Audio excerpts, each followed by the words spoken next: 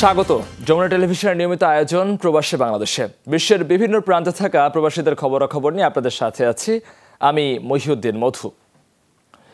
Visa সহ সবকিছু থাকলেও মালয়েশিয়া যাওয়া হলো না হাজার হাজার কর্মীর। নিজেদের সহায় সম্বল বিক্রি করে প্রত্যেকেই 1 থেকে 1.5 বছর ধরে ঘুরছেন বিভিন্ন রিক্রুটিং এজেন্সির দ্বারে দ্বারে। শেষ হলো দেশটিতে প্রবেশের সময়ও, কিন্তু এজেন্সিগুলোর প্রতারণায় ভেঙে গেছে মালয়েশিয়া যাওয়ার সেই স্বপ্ন। এজেন্সিগুলোর প্রতারণা ও টিকিটের উচ্চ মূল্যের কারণে দিশেহারা এসব কর্মী। চোখে অন্ধকার দেখছেন মালয়েশিয়া যাওয়ার স্বপ্নে বিভোর এইসব মানুষ।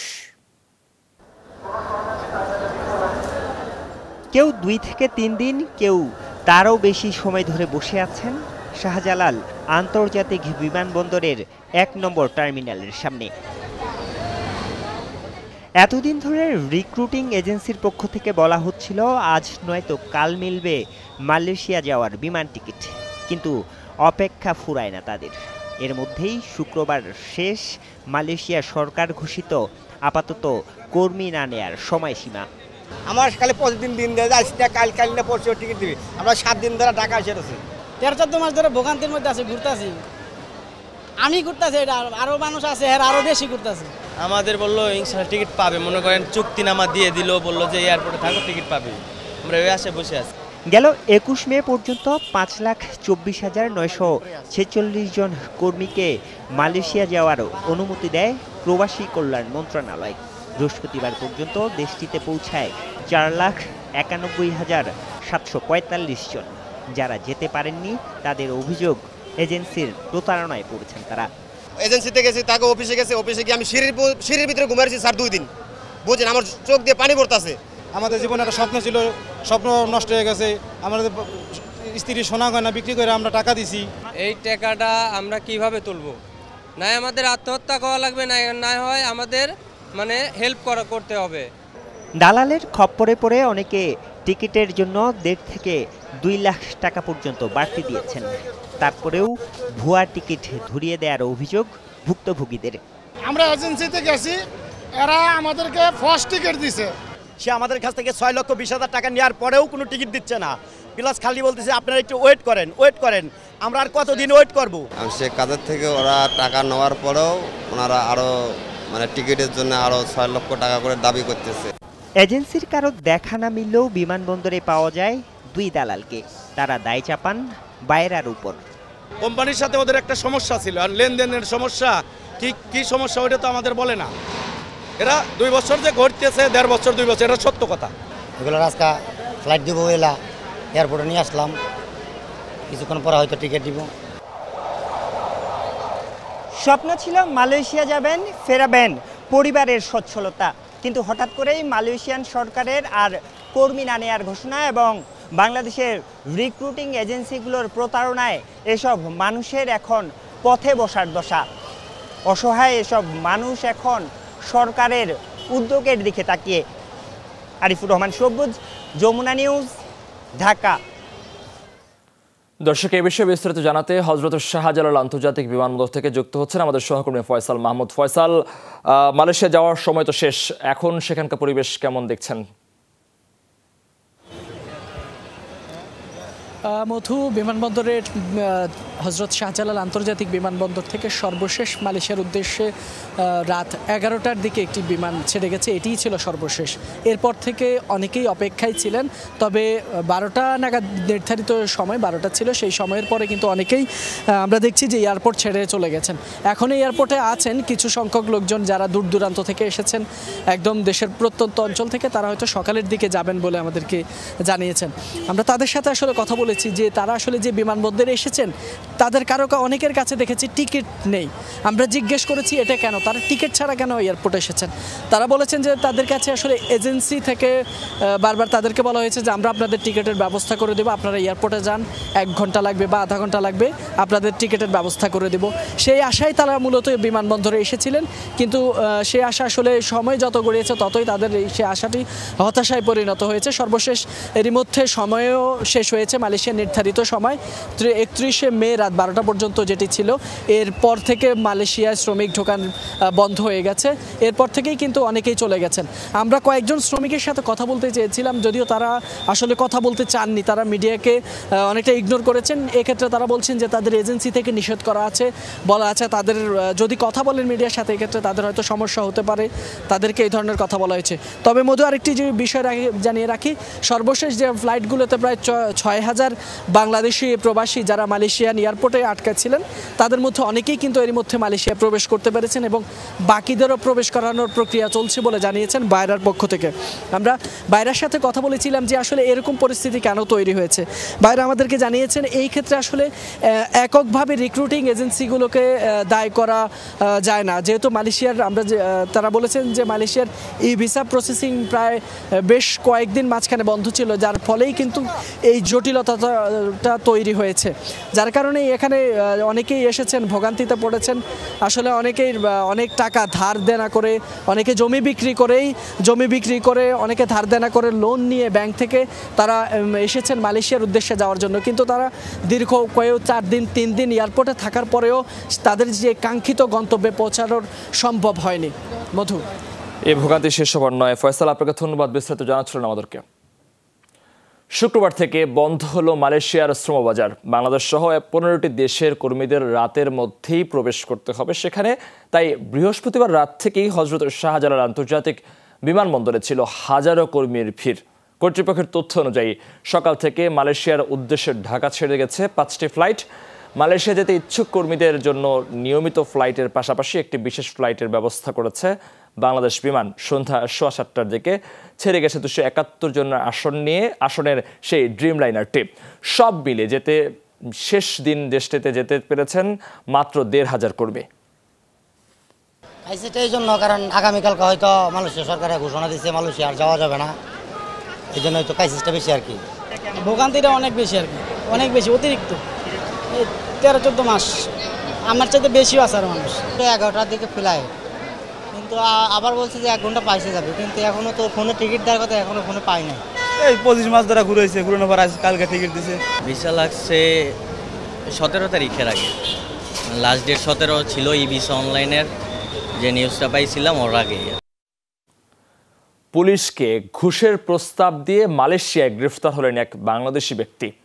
বুধবার সাব্বির রহমান নামের ওই বাংলাদেশিকে 1 মাসের কারাদণ্ড ও 10,000 রিঙ্গিত জরিমানা করে দেশটির একটি আদালত। জরিমানা অনাদায়ে আরও 3 মাসের কারাদণ্ড পেতে হতে পারে তাকে। এর আগে তার বিরুদ্ধে পুলিশকে ঘুষ দেওয়ার অভিযোগ আনে দেশটির দুর্নীতি দমন কমিশন। এতে বলা হয়, ড্রাইভিং লাইসেন্স না থাকা ও মেয়াদোত্তীর্ণ পাসপোর্ট থাকায় পুলিশকে আইনি ব্যবস্থা না নিতে ঘুষের প্রস্তাব দেন তিনি। প্রবাসী কর্মীদের অর্থ ফেরত দিচ্ছে মালয়েশিয়ার ইউনাইটেড প্ল্যান্টেশন বেরহাত। বুধবার মালয়েশিয়ার বাংলাদেশ হাই কমিশনের অফিসিয়াল ফেসবুক পেজে এই সংক্রান্ত একটি বিজ্ঞপ্তি প্রকাশ করা হয়। এতে বলা হয়, বিদেশে কর্মী নিয়োগে কোনো রকম অভিবাসন ব্যয় গ্রহণ করে না ইউনাইটেড প্ল্যান্টেশনস বেরহাত। তারপরও বিভিন্ন দেশ থেকে সংশ্লিষ্ট কোম্পানিতে আসা কর্মীদের কাছ থেকে বিভিন্ন পক্ষ নানাভাবে অর্থ নিয়েছে। এক মূল্যায়নে জানতে পেরেছে প্রতিষ্ঠানটি। তাই 2021 সালের 31 ডিসেম্বর পর্যন্ত যারা কোম্পানিতে কর্মরত ছিলেন এবং অর্থ ফেরত পাওয়ার জন্য নির্বাচিতদের তালিকা প্রকাশ করেছে সে কর্তৃপক্ষ। তালিকাভুক্ত সবাইকে প্রয়োজনীয় কাগজপত্র সহ 30 জুনের মধ্যে কোম্পানিতে যোগাযোগ করতে বলা হয়েছে। আসন্ন উপজেলা নির্বাচনকে ঘিরে সৌদি আরবে মত বিনিময়ের সভা করেছে দেশটিতে বসবাসরত ব্রাহ্মণবাড়িয়া প্রবাসীরা। রাজধানীর স্থানীয় একটি রেস্তোরাঁয় করা হয় এই আয়োজন। সভার স্লোগান ছিল, সময় এসেছে পরিবর্তনের, প্রয়োজন এখন তারুণ্যের। এ সময় নির্বাচনে চেয়ারম্যান প্রার্থী ব্রাহ্মণবাড়িয়া জেলা ছাত্রলীগের সাধারণ সম্পাদক শাহাদাত হোসেন শোভনকে আনারস মার্কায় ভোট দিয়ে জয়যুক্ত করতে সবার প্রতি আহ্বান জানান বক্তারা। অনুষ্ঠানে ভার্চুয়ালি যুক্ত ছিলেন শাহাদাত হোসেন শোভন। চেয়ারম্যান পদে নির্বাচিত হলে প্রবাসীদের কল্যাণে কাজ করবেন বলে প্রতিশ্রুতি দেন তিনি। জাকির মিয়ার সভাপতিত্বে অনুষ্ঠানে উপস্থিত ছিলেন সোহেল আহমেদ, যুবলীগ নেতা আসাদুজ্জামান ইলিয়াস, মোহাম্মদ সাইফুল ইসলাম সহ অন্যান্যরা।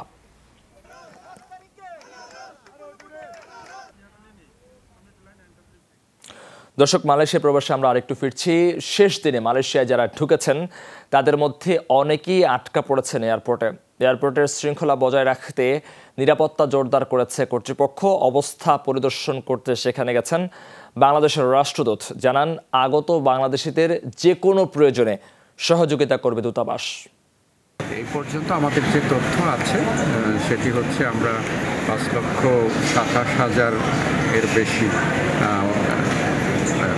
ডিমান্ড লেটার সত্যায়ন করেছি এবং এ পর্যন্ত 4,72,000-এরও বেশি কর্মী মালয়েশিয়াতে এসেছেন এবং আমরা যোগাযোগ রাখছি নিয়োগকর্তাদের সাথে।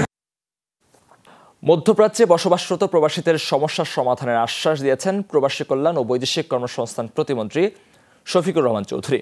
2 সপ্তাহ ধরে মধ্যপ্রাচ্যের 3 দেশ সফর করেন প্রতিমন্ত্রী। সবশেষ ওমান সফরের রাষ্ট্রদূতের সাথে বৈঠক করেন তিনি।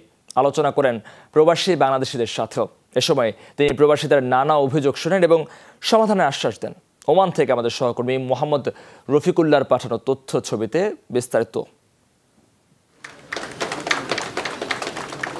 প্রবাসী কল্যাণ ও বৈদেশিক কর্মসংস্থান প্রতিমন্ত্রী শফিকুর রহমানের ওমান সফর উপলক্ষে বাংলাদেশ দূতাবাসে এই আয়োজন। মধ্যপ্রাচ্যের দেশ কাতার ও সংযুক্ত আরব আমিরাত সফর শেষে ওমানে যান শফিকুর রহমান। 4 দিনের সফরের শেষ দিনে প্রবাসীদের সাথে মতবিনিময় করেন তিনি। দূতাবাসে আয়োজিত অনুষ্ঠানের শুরুতেই তাকে ফুল দিয়ে বরণ করে নেওয়া হয়। এ সময় প্রবাসীরা নিজেদের বিভিন্ন দাবি দাওয়া মন্ত্রীর কাছে তুলে ধরেন। আমরা এই দেশের সাথে ব্যবসায়িক সম্পর্ক গড়ে তুলতে হবে। ওনারা ডিপ্লোম্যাটিক রিলেশনশিপ করবেন, আমরা ব্যবসায়ী রিলেশনশিপ গড়ে তুলব। সফরে প্রবাসীদের নানা অভিযোগের কথা শোনেন প্রতিমন্ত্রী। আশ্বাস দেন তা সমাধানের। 104টা ট্রেনিং সেন্টার আছে, টেকনিক্যাল ট্রেনিং সেন্টার। এর মধ্যে থেকে 2-3টা যদি দরকার হয় শুধু ওমান প্রবাসীদের জন্য উনি এটাকে ডেজিগনেট করে দেবেন। প্রতিমন্ত্রী জানান, সফল হয়েছে 2 সপ্তাহের রাষ্ট্রীয় সফর। দীর্ঘ সফরে দেশগুলোর ঊর্ধ্বতন কর্মকর্তাদের সাথে প্রবাসীদের স্বার্থ সংশ্লিষ্ট নানা ইস্যুতে হয়েছে বৈঠক। আলোচনায় গুরুত্ব পেয়েছে মধ্যপ্রাচ্যে দক্ষ শ্রমিক প্রেরণ, শিল্প ও বাণিজ্য সংক্রান্ত বিভিন্ন ইস্যু। ওমানে শ্রম ভিসা ছাড়াও নতুন 12টি ক্যাটাগরিতে ভিসা চালু হয়েছে।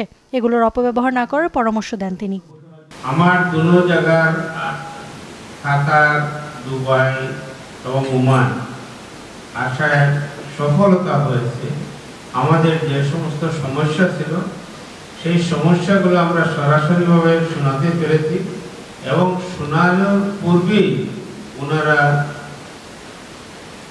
সিদ্ধান্ত যেগুলো আছে আমাদের পক্ষেই সিদ্ধান্ত নিয়েছে। সভা শেষে প্রবাসীদের উন্নতিতে উল্লেখযোগ্য অবদান রাখায় প্রবাসী কল্যাণ মন্ত্রণালয়ের পক্ষ থেকে বাংলাদেশ সোশ্যাল ক্লাব ওমানের হাতে বিশেষ সম্মাননা তুলে দেন প্রতিমন্ত্রী। মতবিনিময় সভায় সিআইপি নেতৃবৃন্দ সহ নানা পেশার প্রবাসীরা উপস্থিত ছিলেন। ইফাতারা খন্দকার, যমুনা নিউজ। দর্শক, কিছুক্ষণ আগে যেমনটি জানিয়েছিলাম যে দক্ষিণ আফ্রিকা অনুষ্ঠিত হয়েছে 7ম জাতীয় নির্বাচন। আমরা এই বিষয়ে একটু বিস্তারিত জানতে চাই। আমাদের সহকর্মী আছেন দক্ষিণ আফ্রিকা থেকে, তিনি যুক্ত হয়েছেন। আলম, যেমনটি আপনার কাছে জানতে চেয়েছিলাম যে সবশেষ কি তথ্য আছে আপনার কাছে এবং কার সাথে জোট গড়তে যাচ্ছে এএনসি?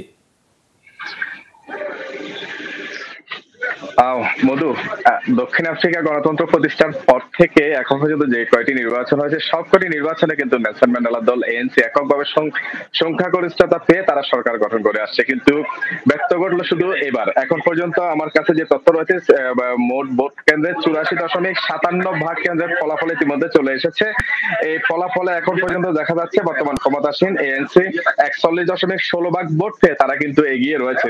তো যেটি একক সংখ্যাগরিষ্ঠতা পাওয়ার ক্ষেত্রে অনেক দূরে। এককভাবে তাদেরকে সরকার গঠন করতে হলে অবশ্যই 51% ভোট পেতে হবে, সেটি পাওয়ার আর সুযোগ থাকছে না। এখন একটা বিষয় নিশ্চিত যে কোয়ালিশন সরকারের পথে হাঁটতে হচ্ছে দক্ষিণ আফ্রিকাকে। এক্ষেত্রে এএনসি আসলে কার সাথে জোট বাঁধবে সেটি নিয়ে কিন্তু বড় এক প্রশ্ন দেখা দিয়েছে। তবে এখানকার স্থানীয় গণমাধ্যম এবং স্থানীয় আফ্রিকান যারা বলছেন তাদের মতে এখন পর্যন্ত অর্থাৎ গতবারের তৃতীয় বিরোধী দল যে ছিল ইএফএফ, ইকোনমিক ফ্রিডম ফাইটার, হয়তো তাদের সাথে জোট বাঁধতে পারে এএনসি, এমনটি আভাস কিন্তু এখন পর্যন্ত পাওয়া যাচ্ছে। তবে এবারে ভোটের সব থেকে বড় যে বিষয়টি সেটি হচ্ছে সাবেক প্রেসিডেন্ট জ্যাকব জুমা, তিনি কিন্তু নতুন একটি দল নিয়ে এবার ভোটের মাঠে নেমেছিলেন এমকে পার্টি নামে।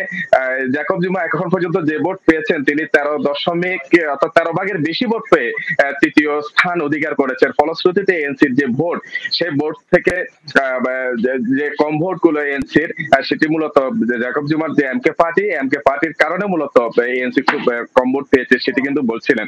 তবে এখানে একটু যদি বলে থাকি, যেহেতু প্রথমবারের মতো কোয়ালিশন সরকার গঠন করতে যাচ্ছে দক্ষিণ আফ্রিকা, সেক্ষেত্রে এখানকার প্রবাসী বাংলাদেশি যারা আছেন তাদের ভিতরে কিন্তু একটু চিন্তার ভাঁজ পড়েছে। তারা এতদিন পর্যন্ত এএনসি শাসন দেখে আসেন, কিন্তু নতুন ভাবে যদি এএনসির সাথে ইএফএফ কিংবা এমকে বা আদার্স অর্থাৎ প্রধান বিরোধী দল যে আছে ডিএ, যার সাথে কোয়ালিশন হোক না কেন, সেক্ষেত্রে আসলে সামনের পরিস্থিতি কেমন হতে পারে সেটি নিয়ে কিন্তু প্রবাসীদের মধ্যে কিন্তু একটা শঙ্কা রয়েছে। তবে সবকিছু মিলিয়ে দক্ষিণ আফ্রিকার নতুন এক সরকার পেতে যাচ্ছে। দক্ষিণ আফ্রিকার নিয়ম নীতিতে নতুন কোনো কিছু সংযুক্ত হতে যাচ্ছে, যোগ হতে যাচ্ছে, তেমনটি কিন্তু এখন মানে ক্লিয়ার এখন পর্যন্ত ধারণা করা যাচ্ছে। অর্থাৎ প্রথমবারের মতো কোয়ালিশন সরকার গঠন করতে যাচ্ছে এএনসি। ধন্যবাদ আলম, আপনাকে বিস্তারিত জানাচ্ছিলেন আমাদেরকে। বাহরাইনে বাংলাদেশ জাতীয়তাবাদী দল বিএনপির উদ্যোগে আলোচনা সভা ও দোয়া মাহফিল অনুষ্ঠিত হয়েছে। সাবেক প্রেসিডেন্ট জিয়াউর রহমানের 43তম মৃত্যুবার্ষিকী উপলক্ষে করা হয় এই আয়োজন। বৃহস্পতিবার রাজধানী মানামার একটি হোটেলে আয়োজিত হয়। সভার সভাপতিত্ব করেন বাহরাইন শাখা বিএনপির সিনিয়র সহসভাপতি আকবর হোসেন, আর যৌথ পরিচালনা করেন ফিরোজ আলম কিরণ ও মাসুদ আলম। অনুষ্ঠানের প্রধান অতিথি হিসেবে উপস্থিত ছিলেন সংগঠনের সাবেক উপদেষ্টা গিয়াসউদ্দিন মিয়াজি। এছাড়াও বিশেষ অতিথি হিসেবে উপস্থিত ছিলেন সাবেক সাংগঠনিক সম্পাদক রফিকুল ইসলাম আকন, আহসান মাসুদ, সুলতান হাওলাদার, মোস্তাক আহমেদ, নাসির উদ্দিন সহ আরও অনেকে। আলোচনায় সাবেক প্রেসিডেন্ট জিয়াউর রহমানের আত্মার মাগফিরাত কামনা সহ বিএনপি চেয়ারপারসন খালেদা জিয়ার রোগ মুক্তি কামনা করে বিশেষ দোয়া ও মোনাজাত করা হয়।